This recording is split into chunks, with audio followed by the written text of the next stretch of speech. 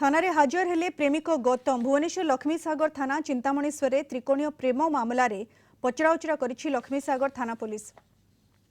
गौतम प्रतिक्रिया दे कहिसंती मो आखि आगरे मो भाई अंजन को हाणीदेले। अभियुक्त को शीघ्र गिरफ्त करी कार्यानुष्ठान दाबी करिसंती गौतम। सेबडे मर्डर 36 घंटा पर भी पुलिस हाथ खाली। अभियुक्तों पाखरे पहुंची पारिनी पुलिस। हत्याकारी पिंकू ओरफ कान्हू प्रधान को खोजुछि पुलिस। मुख्य अभियुक्त सह प्रेमिका और अन्य सहयोगी माननकु धरिबाकु विभिन्न स्थान रे चढ़ऊ जारी रखिछि पुलिस। हेले सेमानंकर पत्ता पाउ नाही। राज्य बाहर को पलाई जाइथिबा संदेह करा जाउछि। सेमानंकु धरिबा पई एक टीम गठन करा जाई राज्य बाहर को जाइथिबा सूचना मिलिछि। गत 15 तारिख राति रे एही विभत्स हत्याकांड घटिथिला।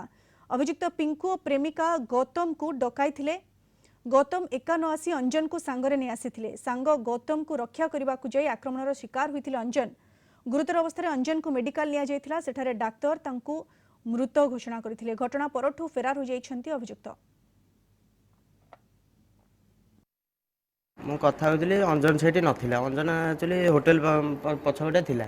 जेमती से आसिले 5टा टोका गोटे झियो आसिले से देखिकी हठात बाहरी आइले तुम सब कुआडे आइज ये कौन करमती कहीकि जुक्ति द्वारा कही 8 वर्ष ये कहलाठू ताको हाण बोली अंजन को हाणिला मु भयर से दौड़ी मत गोड़े गोड़ेला तो मुझे ट्रक तले लुचिगली ना मु खंडा धरी आसे मु दौड़नी सी आग फास्ट अंजन जो चढ़ऊ कर सी पकेला भितर आमर गोटे जन थे बापे नहीं पलैले मत गोड़ेले मुझे कौन से ठिया पारि मु तो दौड़ी ट्रक तले लुचिगली।